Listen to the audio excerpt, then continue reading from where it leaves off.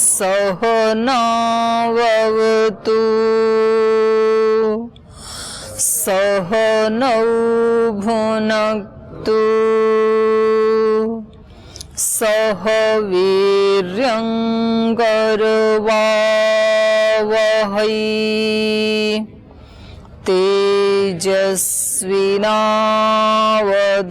तेजस्विनावधीतमस्तु मा विद्विषावहै ओम शांति शांति शांति।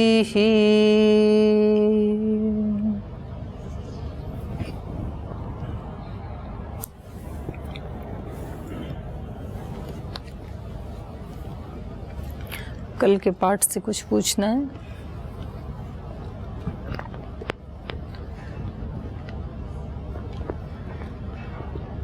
ओम दीदी, ये जो कल बताए थे कि जो ओमकार हैं उनका केवल पाठ ही नहीं बल्कि उसका मर्म भी समझना चाहिए, तो यहाँ मर्म थोड़ा समझा देते इसको, मर्म से क्या लेना? अर्थ सार। और दूसरा, जो देव मृत्यु से डर करके और छंद से आच्छादित हो गए, तो मृत्यु से यहाँ असुर ले रहे हैं या कुछ? देवत्व से अतिरिक्त जो भी है वो सब मृत्यु है। देवत्व मतलब दिव्यता, डिवाइनिटी, डिग्निटी। तो जो आत्मा का स्वाभाविक जो गुण है वो दिव्यता है। उस दिव्यता से जब हम नीचे गिरते हैं तो वो सब मृत्यु में आ जाता है, आसुरी कोटि में आ जाता है। तो असुरों को प्राप्त हो गए, असुरत्व को प्राप्त हो गए या मृत्यु को प्राप्त हो गए। जब हम सत्य आचरण करते हैं तो वो दिव्यता है, वो आत्मा का स्वभाव है। और जब हम असत्य आचरण करते हैं तो हम मृत्यु के पंजे में होते हैं। जब हम स्वस्थ होते हैं तो ये दिव्यता है, जब हम रोगी होते हैं तो मृत्यु के पंजे में हैं। जब हम प्रसन्न रहते हैं, आनंद में रहते हैं तो ये दिव्यता है। और जब हम दुखी होते हैं या नाराज होते हैं या उदास होते हैं या निराश होते हैं, ये सारा मृत्यु है। तो ऐसे आप इसको कितना भी लंबा कर सकते हैं। तो जो जो दिव्यता है वो देवत्व है, और जो उससे विपरीत है वो सब मृत्यु कहा उसको। इसलिए कहा मृत्योर्मा अमृतम गमय, मृत्यु से मुझे अमृतत्व की ओर ले चलो। तो मृत्यु, सारा नेगेटिव वर्ग जो है वो ही मृत्यु है, और सारा जो पॉजिटिव वर्ग है वो ही अमृतत्व है। वो हमें मरने नहीं देता है। हमें नहीं मरने देता माने आत्मा को नहीं मरने देता है। आत्मा तो मरता ही नहीं है कभी। तो फिर भी ऐसी प्रार्थना, क्योंकि आत्मा का अपने गुणों से नीचे उतर आना ही उसका मरना है। बोलते हैं ना, उसकी तो आत्मा मर गई। तो अपने स्वरूप से विमुख होना, अपने आचरण से नीचे उतर आना, ये ही मृत्यु है। तो मर गया बिल्कुल, ऐसे बोलते हैं ना जी। ओम दीदी, ओम को उद्गीत कह रहे हैं, यानी कि उच्च स्वर से उसका जप करना। तो हम अजपा जब भी करते हैं, मानसिक जब भी करते हैं, तो क्या केवल जब हम उच्च स्वर से ही जप करते हैं उसी को उद्गीत कहेंगे, या फिर जो वो जप भी करते हैं, मानसिक जप करते हैं, वो भी इसी उपासना में आएगा? वो भी उद्गीत है। ये अनवर्थ संज्ञा भी है और रूढ़ संज्ञा भी है। स्थूल रूप से जैसे मन को वश में करना होता है तो फिर ऊंचे स्वर से उसका उच्चारण करते हैं। जैसे आपको अष्टाध्यायी या दर्शन के सूत्र याद करने के लिए जब कहा जाता है तो ऐसे कहा जाता है कि बोल बोल के याद करो। तो बोल बोल के याद करने से एक तो उच्चारण ठीक होता है, एक शब्द का भी अपना शब्द शक्ति जिसको बोलते हैं, तो शब्द की भी अपनी एक शक्ति होती है। जो शब्द हम बोलते हैं उस शब्द की शक्ति हमारे सामने अभिव्यक्त होती है। और तीसरा है मन को एकाग्र करने के लिए ऊंचे स्वर से जब कुछ बोला जाता है तो मन जल्दी एकाग्र होता है। सूक्ष्म रूप से जब हम करते हैं तो मन चुपके से इधर उधर चला जाता है। तो इसलिए कुछ लोग ओम का उच्चारण करते हैं, कुछ लोग भजन गाते हैं, भजन सत्संग करते हैं, तो थोड़ी देर के बाद फिर मन जो है वो कंसर्ट हो जाता है, एकाग्र हो जाता है मन। और ऐसे ही कुछ लोग गायत्री का जाप करते हैं, कुछ किसी एक मंत्र का ओम नमः शिवाय का जाप करते हैं, ओम नमो भगवते वासुदेवाय का अलग अलग करते हैं। तो वो एक साधन है चित्त को एकाग्र करने का। तो जोर से बोलते हैं तो नींद भी नहीं आएगी, आलस्य भी नहीं आएगा, मन चुपके से इधर उधर भी नहीं जाएगा, क्योंकि उधर जाते ही तो राग टूट जाएगा। तो इसलिए इसको ऊंचे स्वर से गाने का विधान है। और दूसरा, ये जो शब्द ध्वनि विज्ञान है उसकी दृष्टि से पहले जो भी हमारे मंदिर या जो भी पूजा के स्थान गुरुद्वारे आदि हैं उनकी बनावट ऊपर गुंबद टाइप होती थी। अभी भी एक नुकीला तो बनाते हैं मंदिर के उसमें। तो ये नियम है कि जो हम बोलते हैं वो ध्वनि वहाँ टकरा के फिर प्रतिध्वनि हमारे ऊपर ही बरसती है, रिसाउंड आती है उससे। तो वो उसका एक साइंटिफिक रीजन भी है। तो हम बोलेंगे नहीं तो ध्वनि जाएगी भी नहीं, आएगी भी नहीं। और जब हम बोलेंगे तो वो ही ध्वनि फिर उस सारे वायुमंडल में, वो सारा वायुमंडल उस ध्वनि से भर जाएगा। तो बाकी के और जो हैं एनर्जी वो सारी बाहर हो जाती हैं, फिर पॉजिटिव एनर्जी वहाँ भर जाती है। तो इसलिए दोनों का हमारे यहाँ अपना अपना महत्व है। व्यक्तिगत साधना करने का अपना महत्व है, इसलिए व्यक्ति जंगल में, पहाड़ में, गुफा में जाता है। तो उसका महत्व ये है कि दूसरे की नेगेटिव एनर्जी से बचना। दूसरे व्यक्ति यदि उस लेवल के नहीं हैं तो फिर उनसे दूर जाना ही अच्छा है। तो उसका भी विधान है। और हमारे यहाँ सामूहिक प्रार्थना का भी विधान है। अकेले में कभी व्यक्ति को आलस्य आ जाता है या मन इधर उधर चला जाता है, मन नहीं लगता है, लेकिन जब सामूहिक रूप से सभी मिलकर के ओम का उच्चारण करते हैं तो फिर वो प्रार्थना घनीभूत हो जाती है। वो साउंड, वो ध्वनि घनीभूत हो जाती है, भर जाता है वो पूरा उसी ध्वनि से। तो कभी आपने देखा होगा जब यहाँ शिविर चलता है और सब लोग ओम का उच्चारण करते हैं तो 5-7 मिनट के बाद हॉल पूरी पॉजिटिव एनर्जी से भर जाता है। और फिर जब चुप होते हैं तो लगता है कि वही बारिश हो रही है हमारे ऊपर, वही वापस लौट रही है। तो ये भी उसका एक कारण है जी।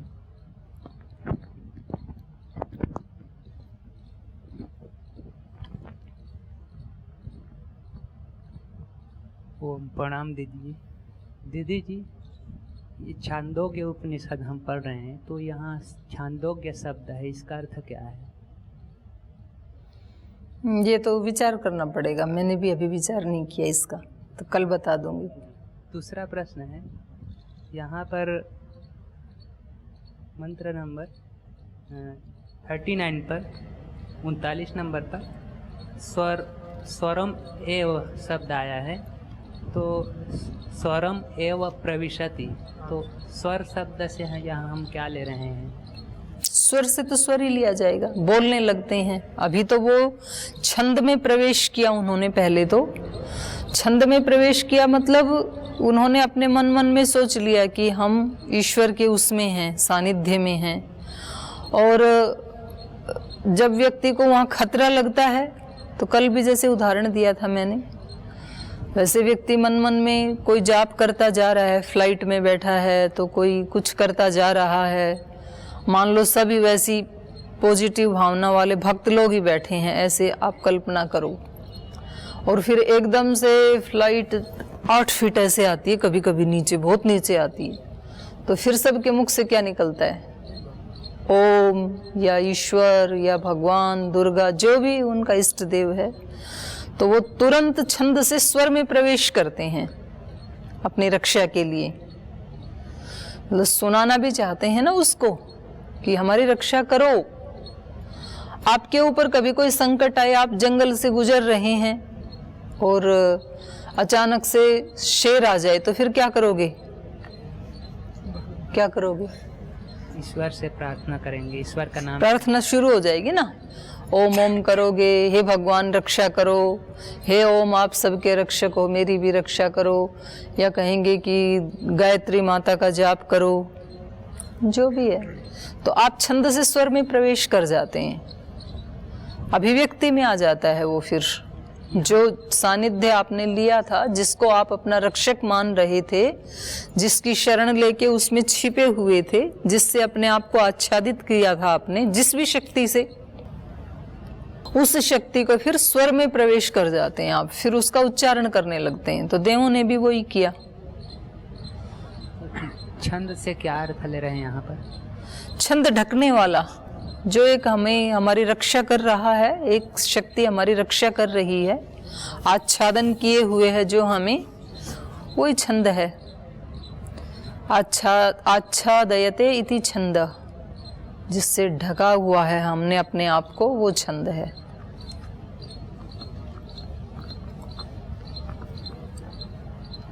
ऋचा का गान करते हैं, तो ऋचा का गान करते समय जो ऋषि और देवता है उसका ध्यान कैसे करें? उसका ध्यान कैसे करें? जैसे पहला ही मंत्र है, अग्निमीळे पुरोहितं यज्ञस्य देवं मृत्युजं होतारं रत्नधातमं।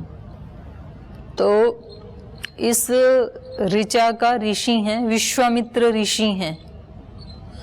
तो विश्वामित्र के दो अर्थ हैं, पूरा विश्व मित्र है जिसका, या जो पूरे विश्व का मित्र है, दोनों अर्थ होंगे। तो पूरा विश्व मित्र है जिसका, ये कभी हो भी सकता है, नहीं भी हो सकता है। सब हमारे मित्र हों, ये हमारे वश में नहीं है। सब हमारे मित्र हो भी सकते हैं, नहीं भी हो सकते हैं, किसी को नहीं जचे तो। लेकिन हम सबके मित्र हो सकते हैं, उसमें हम इंडिपेंडेंट हैं। जो हमारे लिए अच्छा सोचते हैं, जो हमें अच्छा मानते हैं, उसके तो मित्र होते ही हैं। पर जो हमें अच्छा नहीं भी मानते हैं, तो उससे भी हम शत्रुता ना करें, उसके प्रति भी हम एक मैत्री भाव कर सकते हैं। ठीक है, वो अपने उनके संस्कार हैं, वो जैसा भी सोचें, वो स्वतंत्र हैं, पर मुझे उनके बारे में बुरा नहीं सोचना, ये मेरे वश में है। तो ये है विश्वामित्र।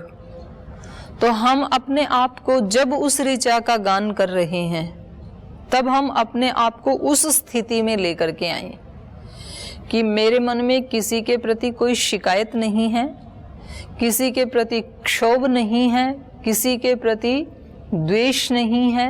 नहीं तो कई बार व्यक्ति भक्ति में प्रवृत्त कब होता है? जब दूसरे लोग उसको तंग करते हैं, परेशान करते हैं, अपमानित करते हैं, दुखी करते हैं, तो उसको लगता है कि अब और तो कोई शरण है नहीं, तो अशरण के शरण शांति का धाम, एक सहारा तेरा नाम, फिर उसमें प्रवेश करता है वो।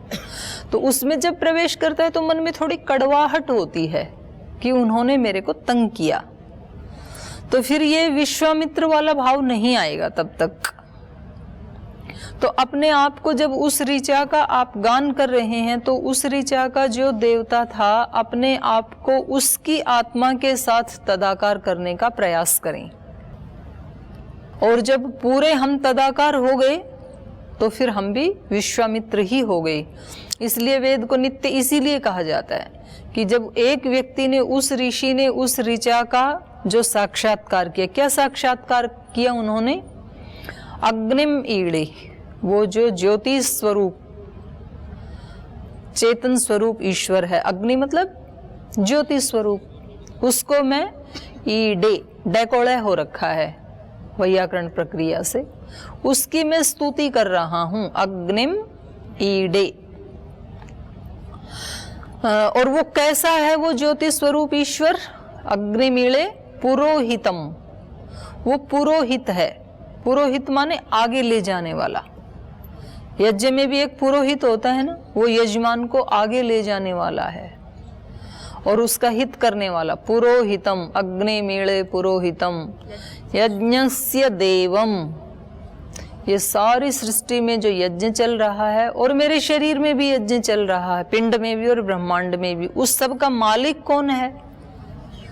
तो वो यज्ञस्य देवम, यज्ञ का देव है, वो स्वामी है, ईश्वर है, मालिक है। यज्ञस्य देवम ऋत्विजम, वो ही ऋत्विज है। होतारम, वो ही होता है। रत्न धात्मम, सब रत्नों को वो ही धारण कर रहा है। यज्ञ करने वाला भी वही है, करवाने वाला भी वही है। माने हम सब यज्ञ कर रहे हैं जैसे आत्माएं, तो हम सब भी क्या कर रहे हैं, उसने हमें निमित्त बना रखा है और उसके यंत्र बन करके एक तरह हमारे माध्यम से वो ही कर रहा है। अद्वैतवाद की जो भावना होती है, ईश्वर ही कर रहा है हमारे माध्यम से, तो इसमें निर्लिप्तता आती है। तो ये एक ऋषि के साथ तादात्म्य करना, ये हुआ उस ऋषि का ध्यान करना। फिर अगला आपने पूछा कि देवता का ध्यान क्या है। देवता का मतलब विषय, तो इस मंत्र का विषय क्या है, सर्वगुण संपन्न ईश्वर की स्तुति करना। तो उससे बाहर मुझे किसी के पास कुछ भी मांगने जाने की आवश्यकता नहीं है, क्योंकि जितने भी गुण संभव हैं इस सृष्टि के ऊपर, या जिनके बारे में हम नहीं भी जानते हैं इससे भी ज्यादा, उन सब का एकमात्र आश्रय वो है। तो उसका ध्यान करना, उस विषय का ध्यान करना, यही देवता का ध्यान करना है। तो ऐसे प्रत्येक मंत्र का एक ऋषि होता है, एक उसका देवता होता है, एक उसका छंद होता है, उसका एक आध्यात्मिक अर्थ होता है, एक आधि भौतिक अर्थ होता है, एक आधि दैविक अर्थ होता है। तीनों ही प्रकार के अर्थ का भी फिर हमें चिंतन मनन करना चाहिए। वेद के जो मंत्र हैं उनमें ज्यादातर मंत्रों के 3 अर्थ हैं, आधि दैविक, आधि भौतिक, आध्यात्मिक। 3 नहीं है तो 2 तो सभी के ही हैं। तो इस प्रकार से हम उसका ध्यान करें, जाप करें, तो फिर उसका ज़्यादा लाभ होता है। जी ओम दीदी, यथा ब्रह्मांडे तथा पिंडे, तो जो हम उद्गीत का जो उच्चारण करते हैं ऊंचे स्वर से, ये तो ब्रह्मांड के लिए हो गया। पर जब हम मानसिक करते हैं, जब हम चलते चलते करते हैं, तो ये पिंड के लिए नहीं हो सकता है। पिंड में हमारा नहीं, दोनों भी पिंड के लिए हो सकते हैं। वाणी वाला भी पिंड के लिए है, मानसिक भी पिंड के लिए है, और वाणी वाला भी सबके लिए हो सकता है, पूरे ब्रह्मांड के लिए, और मानसिक भी सबके लिए हो सकता है। तो मानस जब हम करते हैं तो हम अपने लिए पहले तो साधक मांगता है कि भगवान मुझे ऐसी शक्ति दें कि जो कुछ भी सामने आए उसको मैं शांति पूर्वक फेस कर सकूं। नहीं तो व्यक्ति फेस नहीं कर पाता है ना चीज़ों को, और सारी चीज़ें मेरे अनुकूल मेरे सामने आएंगी ये तो ज़रूरी नहीं है। तो जो प्रतिकूल भी आएंगी उनको कैसे फेस करूं? तो दूसरे को बदलने की बजाय आप मेरे को ही बदल देना, ताकि मेरे ऊपर उनका प्रभाव ही ना हो। तो ये अपने लिए मांग रहा है। और फिर जब कहता है सर्वे भवन्तु सुखिनः, तो फिर ये सारे ब्रह्मांड के लिए मांग रहा है। तो ऐसा नहीं है कि जब हम मन मन में जाप करते हैं तो अपने लिए करते हैं ऊंचे स्वर से, ऐसा नहीं है। दोनों भी दोनों के लिए हो सकते हैं।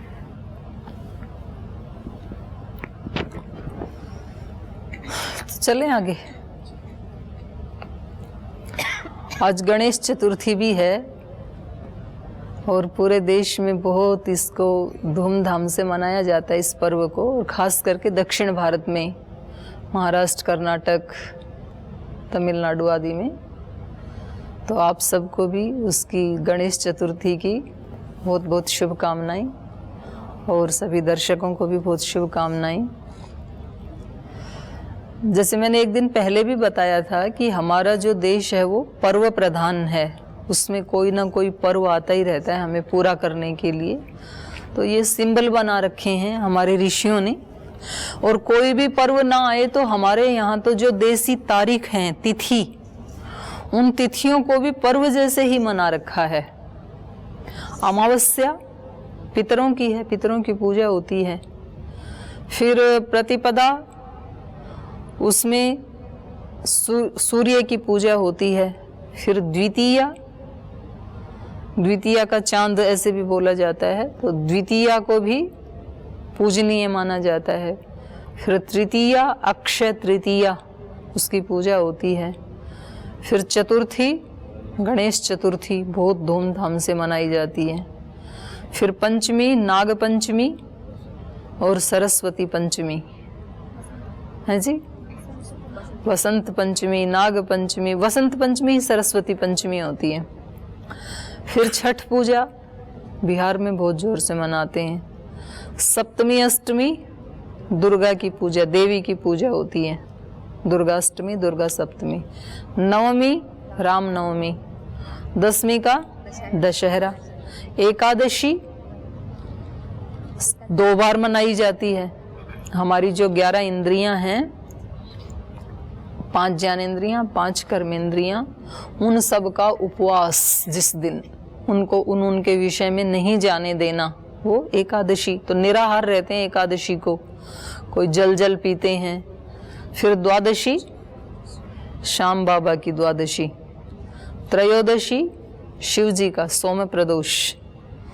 चतुर्दशी एक और कोई देवता हैं उधर राजस्थान में, और बालाजी और बाबा रामदेव, दूसरे बाबा रामदेव।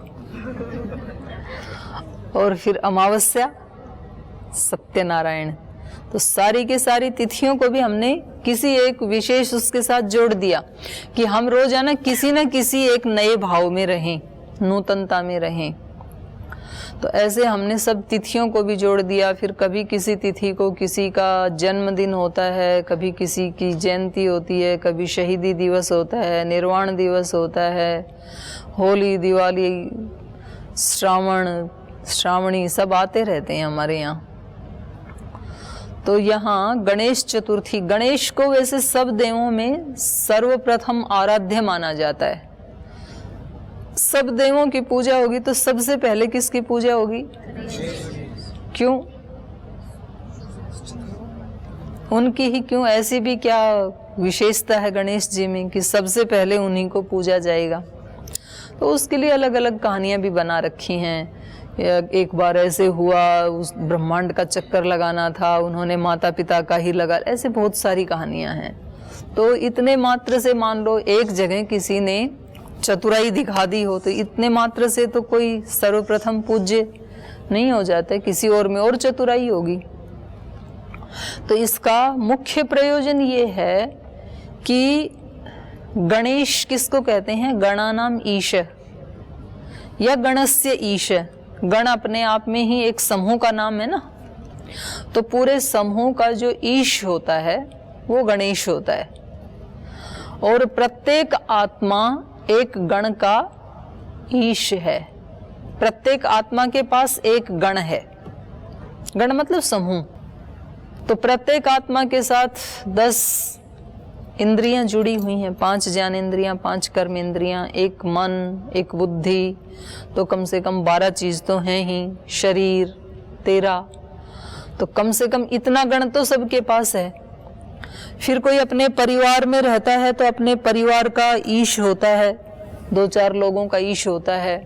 कोई समाज रूपी गण का ईश होता है, कोई राष्ट्र रूपी गण का ईश होता है, कोई बहुत सारी दिव्यताओं का ईश होता है।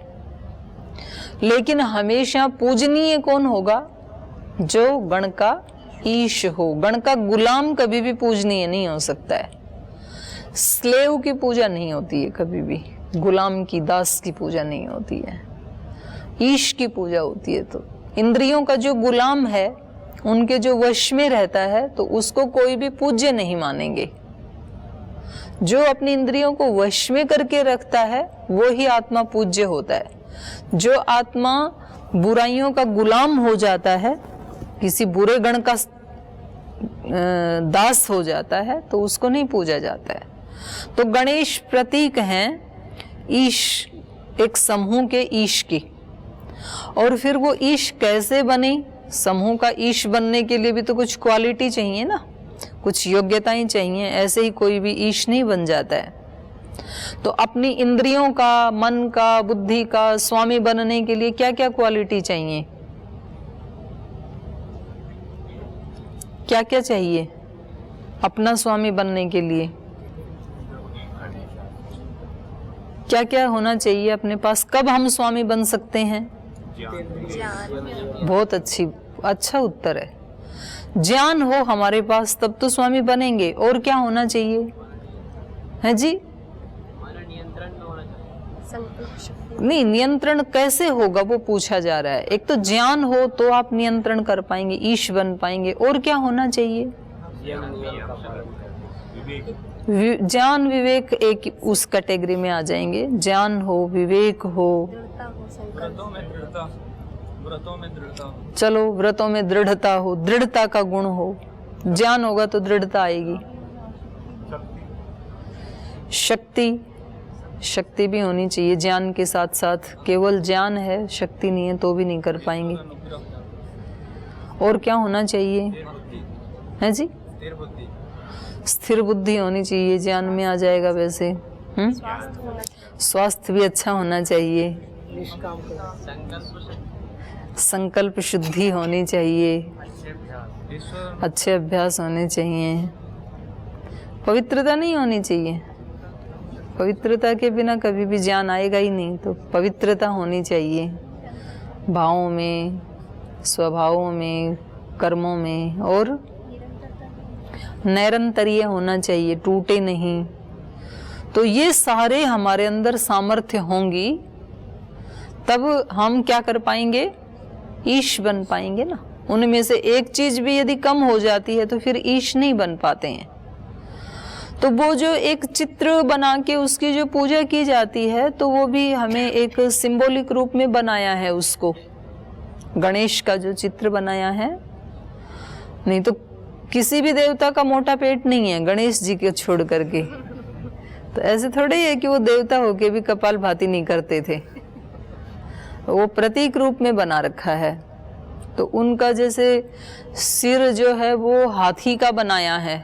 हाथी को सबसे बुद्धिमान प्राणी समझा जाता है, बुद्धिमत्ता का प्रतीक है हाथी। जितने भी ये प्राणी हैं, पशु हैं, तो उनके नाक में रस्सी डाल के तब उनको वश में किया जाता है। चाहे वो घोड़ा है, ऊंट है, बैल है, तो यहाँ से वश में किया जाता है क्योंकि उनमें ज्यादा बुद्धि नहीं है। या फिर गाय भैंस है तो उसके गले में रस्सी डाली जाती है, फिर रस्सी को इधर खींचे तो उधर आएगी, उधर खींचे तो उधर जाएगी। वो हाथी एक ऐसा प्राणी है जिसके नाक में भी रस्सी नहीं है, गले में भी रस्सी नहीं है, पैर में भी रस्सी नहीं है। उसको जब चलाते हैं, युद्ध में ले जाते हैं, तो उसके ऊपर जो महावत बैठता है तो वो पैर के अंगूठे से टच करता है केवल उसके मस्तिष्क पर। अंगूठा इधर डाला तो इधर मुड़ेगा, इधर डाला तो इधर मुड़ेगा, सीधा रखा तो सीधा चलेगा। तो उसको ज्ञान होता है, मतलब इतने इशारे मात्र से समझ जाता है। नहीं तो इतना भारी भरकम प्राणी उसको कैसे वश में करें? तो वो बुद्धिमत्ता का प्रतीक होता है। तो जो अपना स्वामी बनना चाहता है, अपने आप का, अपने गण का ईश बनना चाहता है, या बाहर के भी गण का ईश बनना चाहता है, किसी को कोई नेतृत्व की भूमिका मिली है, कोई किसी स्कूल का संचालक है, कोई किसी घर का संचालक है, कोई किसी समाज का संचालक है, कोई किसी संगठन का संचालक है, अलग अलग भूमिकाओं में नेतृत्व की होते हैं व्यक्ति। कोई किसी फैक्ट्री का मालिक है, तो ऐसे किसी ऑफिस का मालिक है, तो उसको सबसे पहले क्या होना चाहिए?